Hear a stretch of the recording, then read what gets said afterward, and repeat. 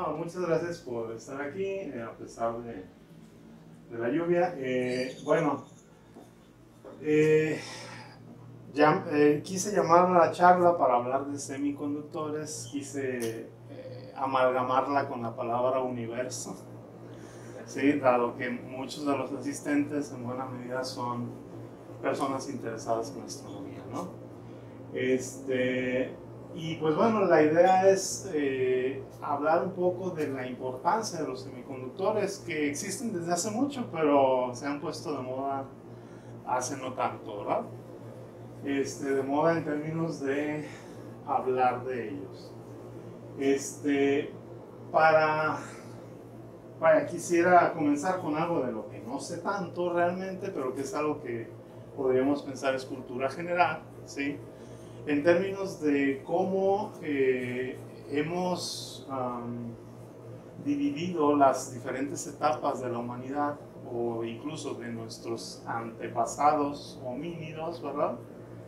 En términos de las cosas que observábamos que hacían, ¿sí? Y de acuerdo a cómo podemos fechar esas cosas que asumimos que hacían, porque parece que tienen huellas de herramienta, ¿sí? Que parece evidente que alguien las hizo y que no solo son piedras resquebrajadas, ¿verdad? O sea, que evidencian de alguna forma la intervención de un homínido, ¿sí? Por ejemplo, y el último periodo de estos, de la Edad de Piedra, la última subdivisión, que ya es de 3300 años, hace, ¿sí? O digamos, desde el 3300 hasta 11700, ¿sí? Y bueno, hasta acá, hasta acá y demás, ¿no? Es la última etapa, involucra que ya muchas de esas piezas que se fabricaban con piedra, ¿verdad? Ya están pulidas, ya tienen más detalles, ¿sí? Al final es como poco a poco, de alguna forma, va evolucionando el uso de las piedras y bueno, de los huesos, ¿verdad? También. Por ejemplo, se ve, agarro imágenes de internet, ¿verdad? De aquí y de allá. Estas se ven como son pequeñas, están puestas en el dedo de una persona, ¿verdad? Y después de eso vino la edad de bronce y de hierro, ¿verdad? Vinieron, son dos, ¿verdad? Y pues en buena medida, otra vez, los tiempos, los periodos se basan en el fechamiento de los objetos, ¿verdad? Que se usaban como herramientas o como armas, ¿verdad? Y al final estos nombres en buena medida obedecen a que no hay registro de las civilizaciones, no hay registro escrito de las civilizaciones que los usaban, ¿sí? O bueno, de los homínidos que los usaban, ¿verdad? Porque precisamente la idea de que la civilización surge cuando se empieza a hacer un registro. Más o menos a la par, se empieza a registrar, empieza la escritura y se empiezan a establecer ciudades, ¿verdad? Y entonces, todo esto, ¿por qué? Porque, bueno, digamos, si se llega a perder todo el registro histórico que existe, ¿sí? Hay un libro, yo me lo hubiera traído, ¿no? Para regalarlo, escrito por Julio Verne, que se llama El Eterno Adán, y habla de cómo se puede perder el registro histórico de la civilización y que entonces todo vuelve a comenzar. Digo, si sobreviven los seres humanos, todo vuelve a comenzar, porque hay que volver a desarrollar un lenguaje, hay que volver a organizarse y demás, ¿verdad? Hay que volver a aprender sobre la naturaleza, ¿verdad? Que al final es lo que intentamos hacer los físicos. Bueno, en principio, ¿verdad? Y entonces la pregunta es, ¿cómo podrían llegar a dominar nuestra época? ¿Qué podrían encontrar los futuros paleontólogos o, bueno, antropólogos? Ahora sí creo que por ahí hay ciertas divisiones que quizá yo no estoy tomando en cuenta, ¿verdad? ¿Qué creen que podrían encontrar? Materiales que no se biodegraden. mucho de eso, ¿verdad? Quizá encuentren un barco por ahí, o muchos por ahí hundidos, ¿verdad? En los océanos. Quizá encuentren medios de transporte no tan masivos, ¿verdad? Pero masivos, al final de cuentas. Digo, no puedo presumir que tenía semiconductores. No es su ingrediente principal o más importante, pero también tiene sus semiconductores. Esa, pues, todos saben qué es eso, del aspecto y la imagen. Una pequeña ala, ¿verdad?, de una turbina eólica. O bueno, un tanque de la basura, ¿verdad? O bueno, un auto eléctrico, perdón, de esos, ¿no? O dispositivos de comunicación, ¿verdad? Que en realidad, pues, cada no sé cuántos meses hoy en día sacan uno nuevo, ¿verdad? Para convencernos de que vale la pena comprar otro, aunque siga funcionando lo que tenemos. Al final seguramente encontrarían muchísimas de estas cosas, ¿no? Pero muchas de estas cosas contienen semiconductores para su ya sea como ingrediente principal o como parte de su funcionamiento, ¿no? de algún segmento de su funcionamiento. Y en ese sentido, pues es la pregunta, ¿no? ¿Qué han escuchado de la importancia de los semiconductores? Que en realidad es por lo que se volvieron tan famosos en los últimos años. Sin ella no podrá existir la tecnología como la conocemos. Lo que conocemos, ¿no? Básicamente, prácticamente todo involucra semiconductores. Todo lo que es tecnológico, ¿verdad?, involucra en algún punto el uso de semiconductores. Y el hecho de que se pueda regular su conductibilidad, ¿no? Que se pueden hacer truquitos para controlar la corriente que se puede hacer circular. Y bueno, finalmente, pues, ¿qué se sabe? ¿Qué sabemos, no? ¿Qué saben ustedes? Y bueno, yo vengo aquí a aburrirlos un rato, ¿verdad?, con alguna información que no pretendo que sea muy técnica, pero sí se van a ver algunos gráficos por ahí, ¿sí? No se preocupen, no pretendo meterme en mucho detalle, ¿no? Y pues bueno, al final los semiconductores son parte, podríamos decir principalmente, son parte de una clasificación de los materiales por su capacidad para conducir electricidad. ¿Sí? Básicamente conductores, que usualmente pensamos siempre en metales, ¿verdad? Aislantes, que podrían ser plásticos, madera, ¿verdad? Semiconductores, ¿sí?, que es algo más o menos intermedio. O superconductores, ¿verdad? Digo, que no entraron originalmente cuando a alguien se le ocurrió esta clasificación. Creo que todavía no los tomaba en cuenta, pero bueno, hay que considerarlos, que existen, que se utilizan de hecho hoy en día. Y pues bueno, estos no es algo intermedio, es algo que se va hacia allá, hasta allá, hasta allá, ¿verdad? ¿Es una propiedad añadida? En términos de su capacidad para conducir. En buena medida es una propiedad que bajo las condiciones en las que vivimos no existe. Bueno, básicamente esa es una de las razones por las que tardamos como humanidad en identificar que se podían tener. Es una propiedad añadida por una situación, digamos, ambiental controlada. O sea, bajarle mucho la temperatura y cosas por el estilo, ¿no?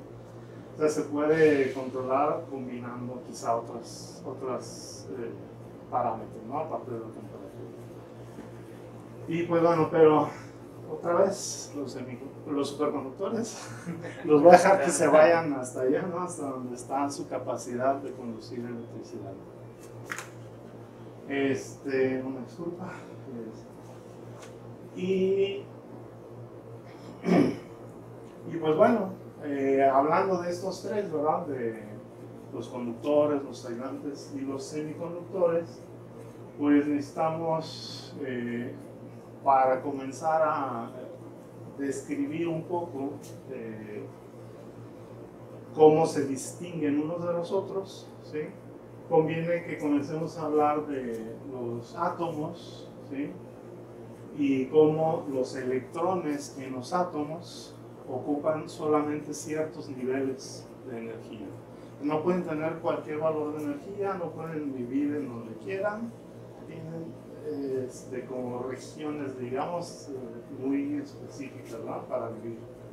En particular, los niveles de energía del átomo de hidrógeno, que de las cosas que permitieron identificarlos fueron espectros de emisión, como este de arriba, que tenemos oscuridad y emisión en ciertos colores de luz, o absorción, ¿sí? Que tenemos una fuente de luz y de repente dispersada por los colores, por su longitud de onda, y de repente vemos sombras, ¿no? Porque está absorbiendo nuestra muestra, en este caso particular de hidrógeno. Me gustó más esta imagen que la que tenía originalmente, esta gráfica. Y pues bueno, ¿qué es eso pues esto que tenemos aquí? Y quiero, ahí voy y meto otro tema que en alguna charla hace ya un par de años aquí, respecto al espectro electromagnético, ¿sí? Como la región visible es solamente una pequeña fracción, un pequeño segmento de un espectro, de una región, de un rango más amplio, ¿sí? De emisión de radiación electromagnética, que va desde los rayos gamma hasta, aquí le faltan las ondas de radio, ¿verdad? Y no sé si hay algo más largo que se considere como, no tengo presente, a lo mejor se me escapa algo. Así como a quien hizo esta lámina de la figura que me robé, ¿no? Se le olvidó las ondas de radio. La radiación térmica, la radiación electromagnética que un cuerpo con cierta temperatura puede emitir, ¿sí? Puede ir desde la región ultravioleta, que nosotros no vemos, ¿sí? Más allá del violeta, hasta la región infrarrojo cercano, que es por debajo del rojo en términos de energía. Más allá de ello ya no llega la radiación térmica. Pues típicamente, bueno, no, voy a mentir aquí en la casa de los astrónomos. Creo que la radiación de fondo se considera radiación térmica, ¿verdad? Y es en los microondas, ¿cierto? En los microondas, bueno, ya. Pues digamos, es como una forma, seguramente a quien me robé, que no me fijé de qué era un tema de emisión de luz por calor, ¿no? por efecto de la temperatura. Pero bueno, volviéndonos a los semiconductores, a los átomos en este momento, pues estos niveles los podemos ver como orbitales, ¿verdad? Que en la idea original, digamos, del modelo de Bohr, podríamos decir, él pensó, pues, seguro se comportan como el sistema solar, ¿verdad? Y bueno, por ahí hay un montón de cosas en torno a eso, ¿verdad? Que no necesariamente es así, pero a mí me parece que es una buena ilustración. Y esta gráfica me gustó porque precisamente colorea las transiciones asociándolas con estas. ¿Sí? La roja es del nivel 3 al 2, ¿sí? La verde o cian, ¿verdad? Es la azul, perdón, cian, ¿verdad? Del 4 al 2 y así, ¿no? Pero bueno, ok, los átomos tienen niveles discretos, ¿sí? Si juntamos los átomos de diferentes elementos químicos, bueno, también si son del mismo cambia la situación de las energías de los electrones, pero bueno, aquí me robé esta imagen que tiene dos elementos químicos diferentes, ¿verdad?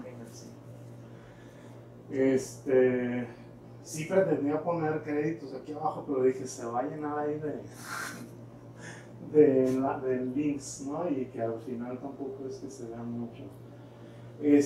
Al final, digamos, de los orbitales, de los niveles de energía del nitrógeno y del oxígeno, ¿sí? Al tener el óxido, ay, se me olvida si este es el nítrico o el nitroso, pero bueno, NO, y se forman ciertos niveles, ¿verdad? Que están como más juntitos, ¿sí? Cuando se hace eso.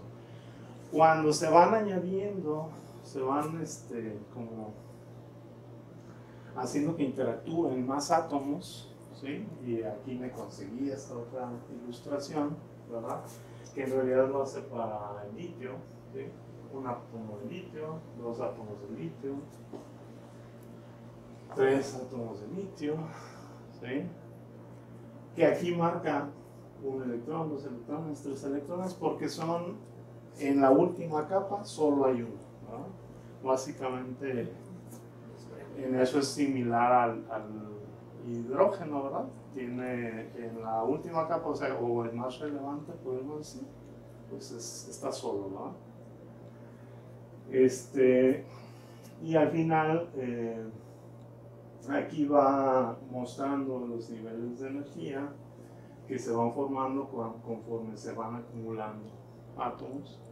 Y por ejemplo, cuando se tiene 1 miligramo más o menos de litio, como en realidad ya se tienen esta formación de bandas, ¿sí? O sea, aquí se brinca de 3, luego 25, según yo, ¿no? Que aquí pone, bueno, 25 átomos de litio, son 3 por 10 a la menos 19 miligramos de litio, ¿verdad? Y bueno, aquí ya básicamente se comienzan a ver, sí son niveles discretos, pero parecen ya bandas, ¿verdad? Ya están a nada de distancia, ¿verdad? Entre ellos. Conforme aumenta, eso básicamente se borra, ¿verdad? La separación de niveles electrónicos. Y entonces, en buena medida, con esa idea, ¿sí?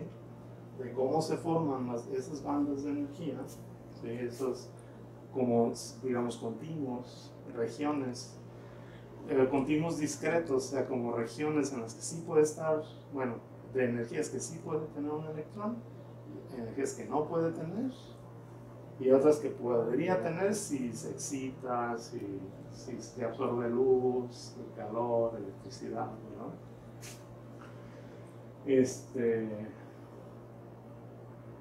Pues vaya, al final en un conductor esas bandas se pueden ilustrar de esta forma.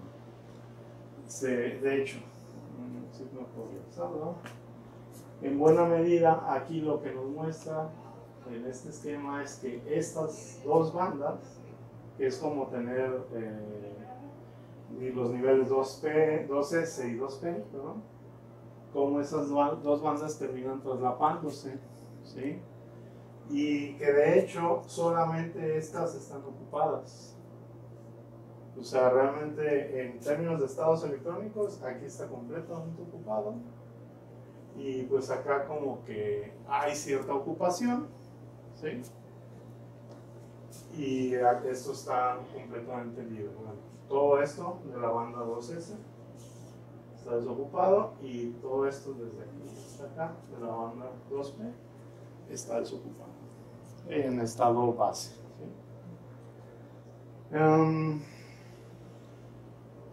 Y entonces ese traslape, ¿sí? De regiones vacías que se muestran en aquella lámina es en general lo que se tiene en los conductores, ¿sí?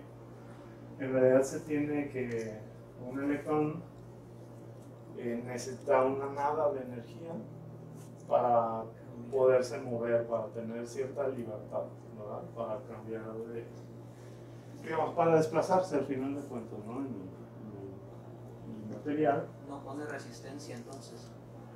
Bueno, sí tiene resistencia, pero en el sentido de que no está tan ligado digamos, a su átomo, digámoslo así, ¿no? Podríamos decir que de alguna forma en los conductores, típicamente en los metales, digamos, que en los conductores hay electrones que aunque en principio llegaron aquí con un átomo, en buena medida son de todos, ¿sí? Como la educación de los niños, ¿verdad? Los niños son de todos, o sea, hay que educarlos. Al final, digamos, el electrón pierde un poco eso, ¿no? De cuál es su átomo, digamos. Al que está ligado se puede mover a los diferentes átomos, Con el agua, el electrón del agua, ¿no? En el covalente. El electrón del que hidrógeno. el del hidrógeno está y casi principalmente en torno al átomo de oxígeno, ¿verdad? Y por eso casi se tiene pues un ion, digamos, de oxígeno con 2 electrones extra y 2 protones, ¿verdad? Casi, podríamos decir, que hacen un dipolo eléctrico, ¿no? Y bueno, digamos, la construcción de esta idea de las bandas, ¿sí? En términos de esta presentación, nos dejaba directamente aquí con los conductores, ¿sí? Pero eso se presta a que precisamente, es decir, hay bandas que están parcialmente llenas, ¿sí? O sea, que tienen espacio para margen de movimiento, digámoslo así. Hay incluso traslape entre bandas, ¿sí? Pero en los aislantes no hay ese traslape y no hay esos espacios, vaya, esos valores de energía, estados de energía disponibles en la misma banda. Los siguientes estados de energía disponibles involucran un salto de energía, algo que se llama la energía de la brecha o el band gap, energía del band gap, ¿sí? La energía de la brecha entre bandas, ¿verdad? Esa es la que básicamente en los aislantes tiene un valor alto, ¿sí? Alto ha cambiado con los años, ¿verdad? Alto, básicamente, si se necesitaba un fotón de ultravioleta para excitar el material, casi ya, pues es una aislante, ¿no? Hoy en día, pues ya nos gusta tener fotones con más energía, ¿verdad? Y pues en realidad esos ya nosotros los consideramos aislantes, son semiconductores.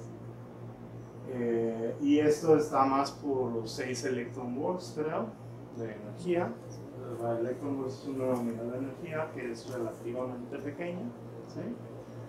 Pero que es la que en general se usa para cuestiones de transiciones atómicas y demás. ¿Hay un límite en esa energía? ¿Un superaislante, por ejemplo? Pues la verdad es que no sabría responderte. Pero sí debe poderse incluso diseñar pues, un material que tenga una brecha muy amplia. Sí. Y pues bueno, al final, igual que lo dije hace rato, los semiconductores es algo intermedio, ¿sí? En realidad también tienen la misma situación que los aislantes, si no hubiéramos podido cambiar de opinión respecto a qué es un aislante hoy en día, ¿verdad? Tienen la misma característica de tener una banda de energía, de niveles de energía completamente llena y la siguiente completamente vacía en su estado vacío, ¿sí? Pero esto es pues un poco más pequeño que esto. La energía que se necesita permite que estemos manipulando. Y la energía que se necesita para que un electrón, digamos, se pueda mover, pues de alguna forma nos permite hacer manipulación. Sí. De hecho, típicamente a esta banda completamente desocupada se le conoce como banda de conducción, ¿sí? Y a esta otra banda de valencia, ¿sí?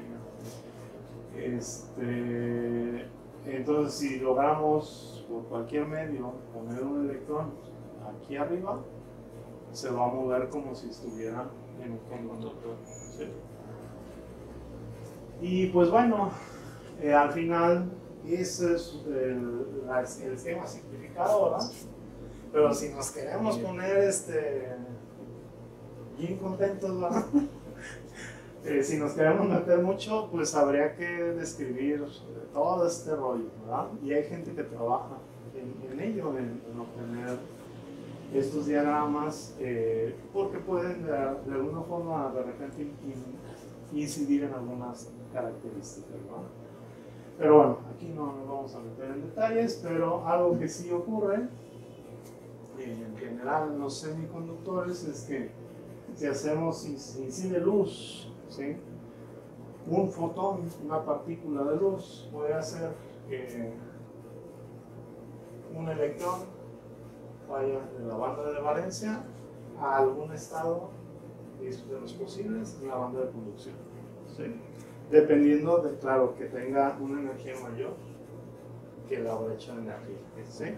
Si lo piensan, ahorita que hablo ya de luz, ¿sí? Y con energía suficiente, en buena medida nuestra definición de qué es semiconductor y qué es aislante, también está asociada con la región del espectro electromagnético que nosotros pues manejamos más. Cotidianamente podemos interactuar. Muy bien. Y pues bueno, otro asunto, otra cosa de estos esquemas de banda, con unos esquemas digamos, más simplificados, más ilustrativos, ¿sí? Es considerar la idea de un semiconductor directo, ¿sí? que implica, bueno, para que sea claro, pongo el indirecto también, ¿sí? Y lo que implica es que el mínimo de la banda de conducción esté exactamente arriba, en la misma posición en este eje, esté exactamente arriba del máximo de la banda de valencia, ¿sí? En el caso indirecto, eso no ocurre. El mínimo de la banda de conducción se encuentra desplazado, que eso involucra que se utilicen otros procesos particularmente para lo que sigue en la animación, ¿sí? Que es que pueda decaer un electrón que hay aquí arriba en la banda de conducción, que en algún momento fue excitado y emita un fotón, ¿sí? En el caso del indirecto, que ocurra eso es una probabilidad mucho más baja, ¿sí? Básicamente se suele suponer que la intensidad de la luz que puede salir de acá tiende a cero, ¿sí? En realidad implica que se involucren otros procesos que disminuyen la posibilidad, ¿no? Y bueno, de hecho es parte de las limitaciones, ¿no? del silicio, que es el más famoso de todos los semiconductores, ¿verdad? Es indirecto. Porque tiene un gap indirecto, precisamente, ¿sí? Y bueno, y todo ese rollo, ¿cómo se aprovecha? Son cosas ahí bien, bien feas, ¿no? Sobre todo esos rayos, ¿no? Por todos lados. Pues bueno, en buena medida tiene que ver con algo que se puede hacer con los semiconductores, que es impurificarlos, ¿sí? Que básicamente implica, digamos, un semiconductor intrínseco tiene su máximo, ¿verdad?, de la banda de valencia, su mínimo de la banda de conducción, y por aquí tiene un nivel de energía característico, ¿sí?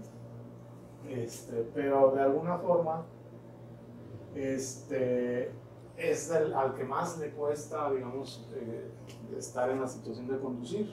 Puede hacerlo, pero le cuesta más que al tipo P, por ejemplo, ¿sí?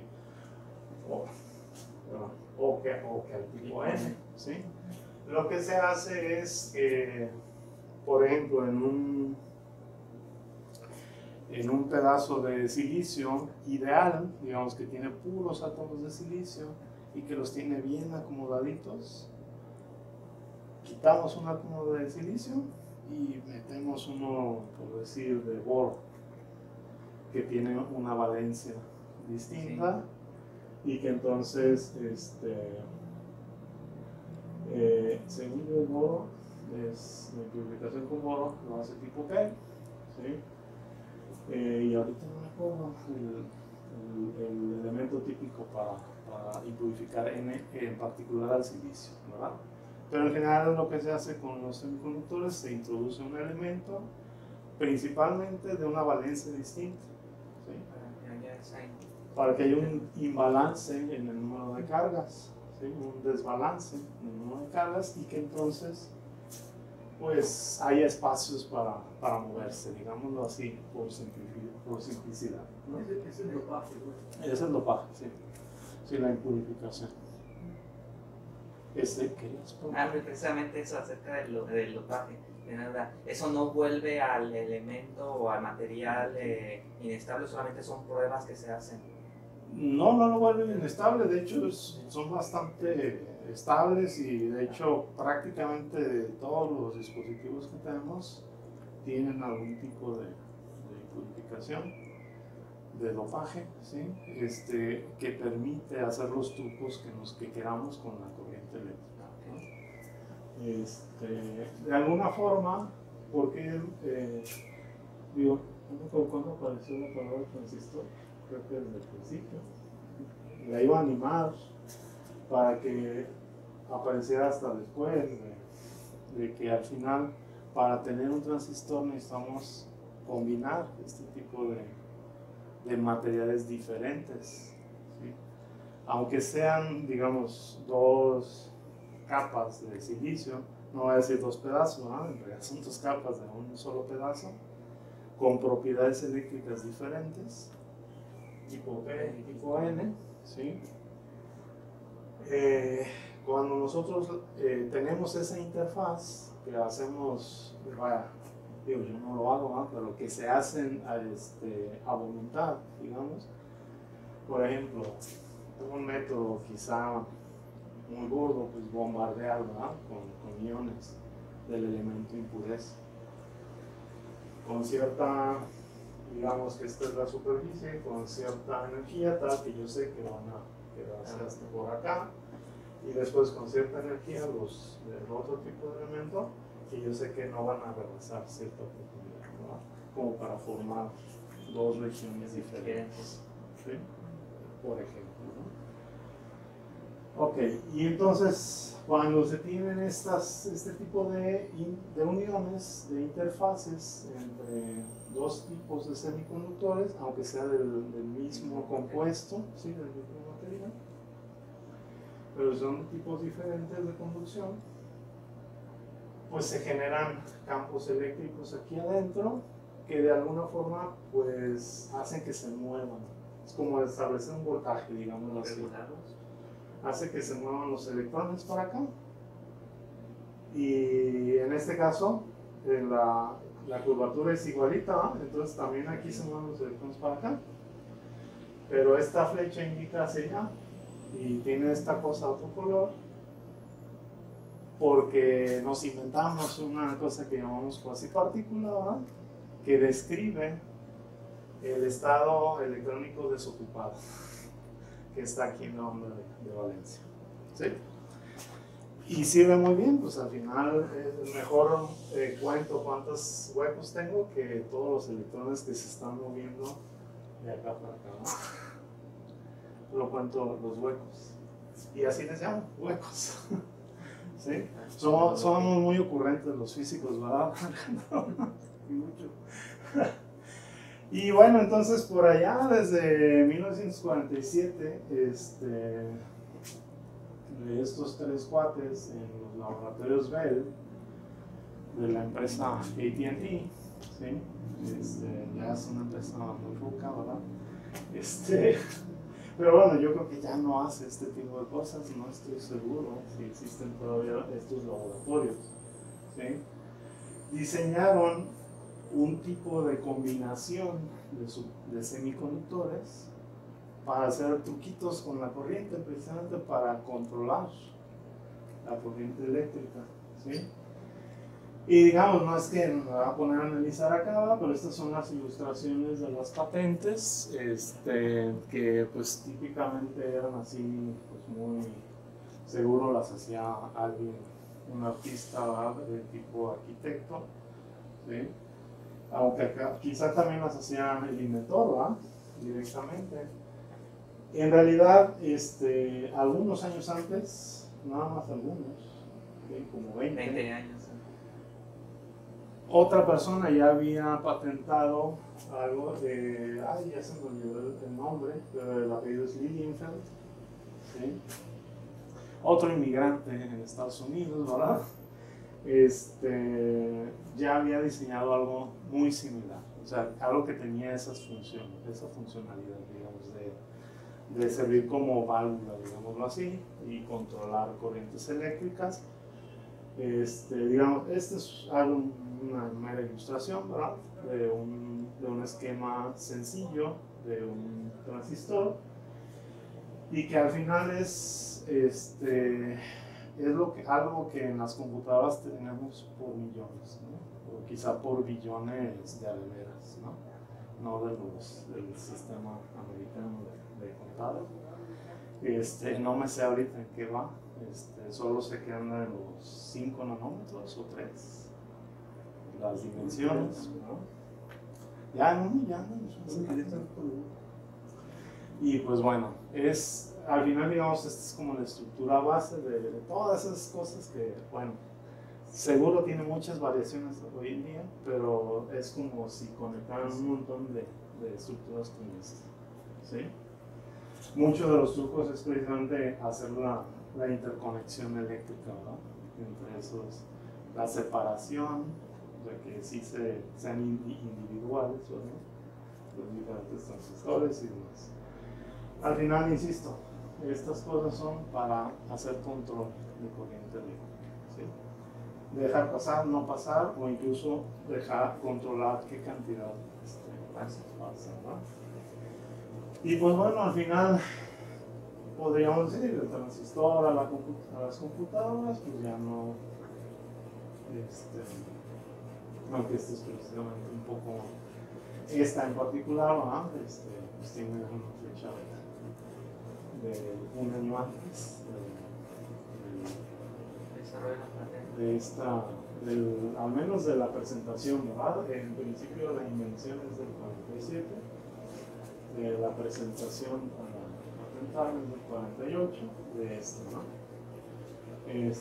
Pero bueno, probablemente esta computadora, no soy experto en la historia de la computadora, funcionaba con otras cosas en base de vacío, ¿no?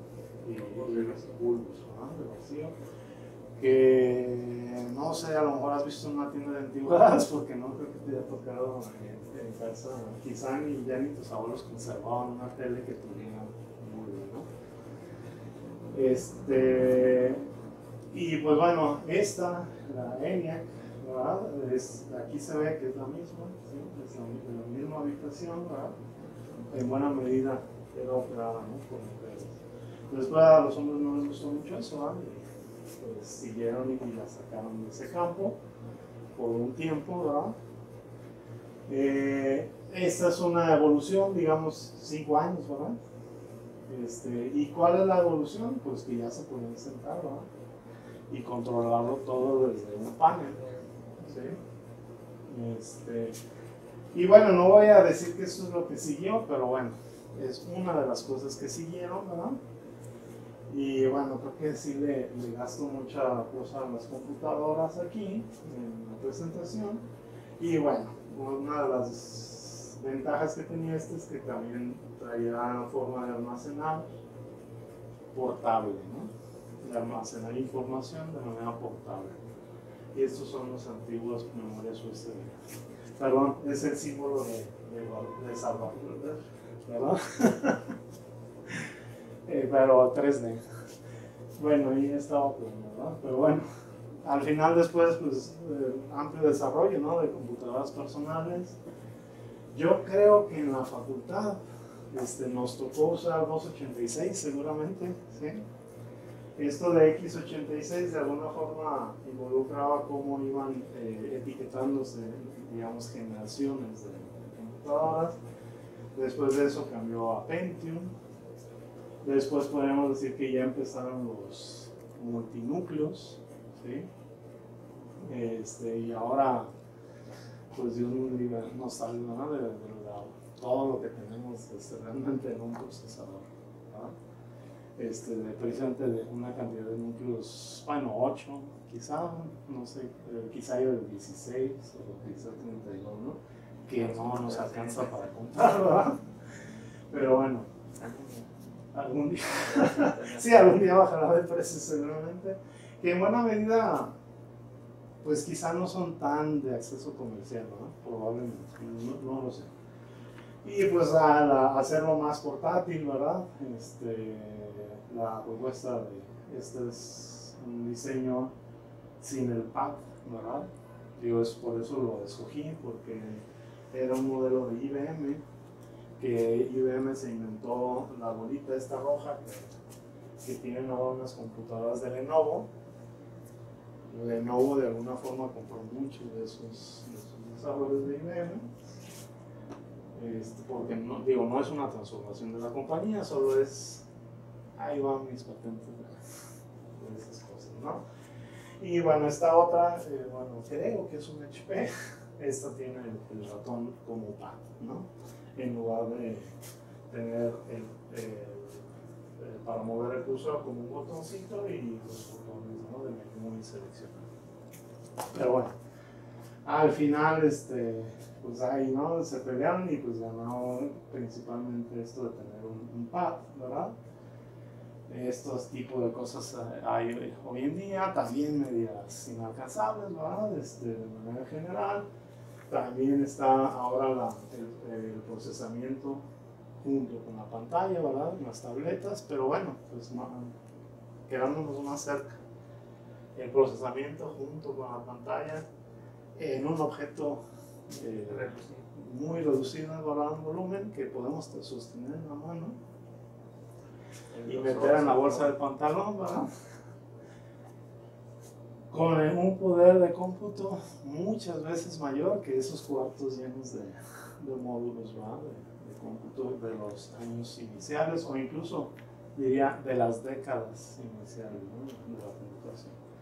Pero bueno, ya mucho de computadoras. Los semiconductores sí son una parte muy importante en general en las computadoras, pero hoy en día y cada vez más también están involucrados en las pantallas, o sea, no solo en la parte de procesamiento, sino también en la parte de formación de imagen, ¿sí? Digamos, emisores de luz, pues este tipo de cosas, ¿verdad? Que a lo mejor también es una computadora, no lo sé, porque también me lo voy a ver por ahí, ¿no? Estaba buscando algo que tuviera este tipo de cosas, ¿verdad? Que originalmente se iluminaban con bulbos como los de los focos incandescentes de casa, solo chiquitos, ¿verdad? Pero pues después les dijeron, quítate que te voy, los LEDs, ¿sí? Que pues ahora los hay en toda la región que podemos ver nosotros, ¿sí? Hay LEDs que emiten ellos, los usamos en semáforos, ¿verdad? Peatonales y vehiculares, ¿sí? Los usamos ahora sí que para todo eso y han avanzado tanto esos LEDs que los usamos para iluminación, por ejemplo, para que un automóvil ilumine su camino, ¿sí? O para iluminar cualquier calle, ¿no? De aquí de Jalisco, con luminarias LED, bien iluminado, seguro, todo el país, pero bueno, al final a eso han evolucionado y estos también tienen este tipo de combinaciones entre diferentes tipos de semiconductor, ¿no? Es decir, tipo N y tipo P, ¿sí? Muy bien. Otro desarrollo que involucra, de hecho, también uniones N y P, ¿sí? Son las celdas solares, ¿sí? Que podemos ver así pensando en una granja solar, ¿verdad? Ahí en el desierto. Pero también podemos pensar, digo, cada vez hay más casas o negocios, digo, no estos techos, ¿verdad? Porque esos techos no los tenemos aquí. Pero bueno, fue una imagen rápida, ¿verdad? para ilustrar cómo de hecho las tenemos ya en las poblaciones en general, no en una granja alejada. Y pues bueno, con la miniaturización, la flexibilidad, ¿sí?, que cada vez se desarrollan más, pues en realidad se pueden tener en diferentes cosas, ¿sí? Y otra vez siguen siendo semiconductores, ¿no? Y bueno, aquí un prototipo, una idea mona, ¿no?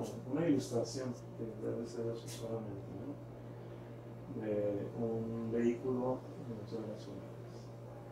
Y bueno, para hablar un poco de la evolución de las celdas, digo, porque sí, aquí ya mencioné la reducción de tamaño, flexibilidad, ¿verdad? Pero al final, pues las celdas solares, desde que se empezó a registrar, digamos, que un laboratorio en Estados Unidos,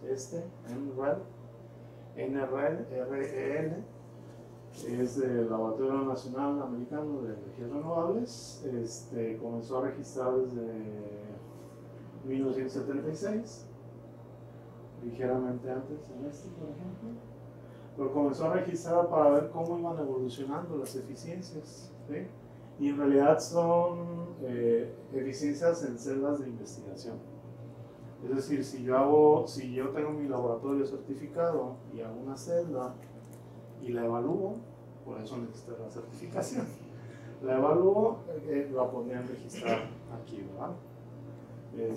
Sobre todo si rebaso el último valor que está en cada curva, ¿sí? Cada uno de estos colores, símbolos, ¿sí?, es un tipo diferente de formación de la celda solar, ¿sí? Hay celdas como apiladas, digámoslo así.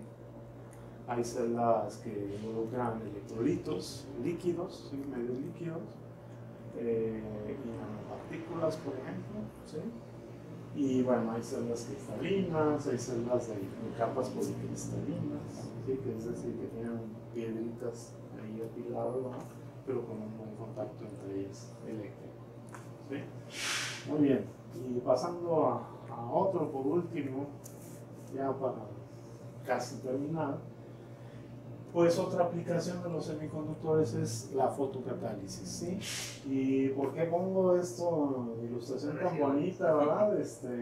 Porque al final sirve este proceso para remediar un poco la contaminación, ¿sí?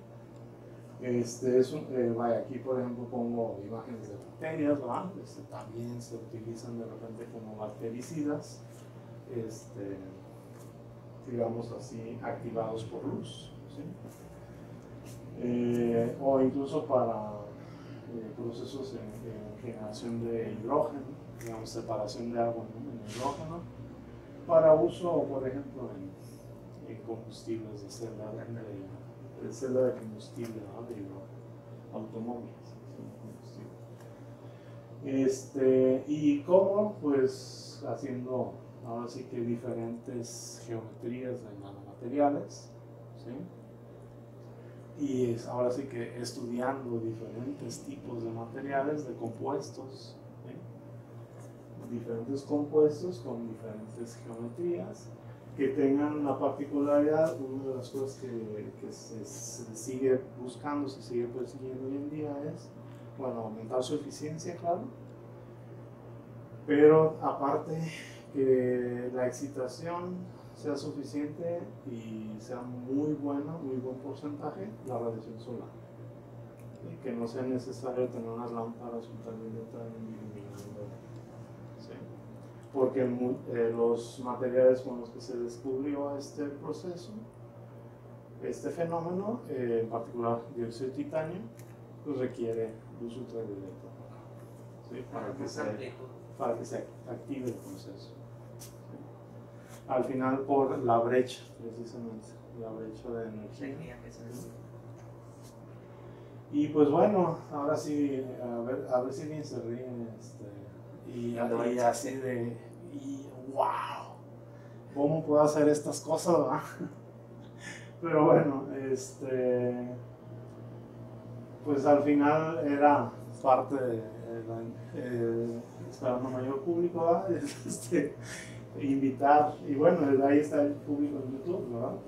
invitar a estudiar carreras, programas educativos en CUSEI, ¿sí? Desde los diferentes de los cuales se puede abordar la ciencia de materiales, ¿sí? Aunque ya tenemos los programas específicos de ciencia de materiales, que están, todos estos programas están, se me olvidó, acreditados, ¿sí? Por las instancias correspondientes, los que son en torno a física, algunos de química, este es un internacional, los que son de ingeniería, ¿sí? Y pues bueno, los posgrados, ¿verdad? Que se me olvidó cambiar, acá sí cambié el símbolo de café, que cambió en estos años, pero se me olvidó eliminar con así, que ahora es la secretaría, afortunadamente ya es secretaría. Y pues bueno, las doctorados en ciencias materiales y en física. ¿Sí? Y bueno, ahí está. Y pues bueno, muchas gracias por su atención y espero que se lleven algo de la charla y pues no sé si tengan preguntas. Muchas gracias.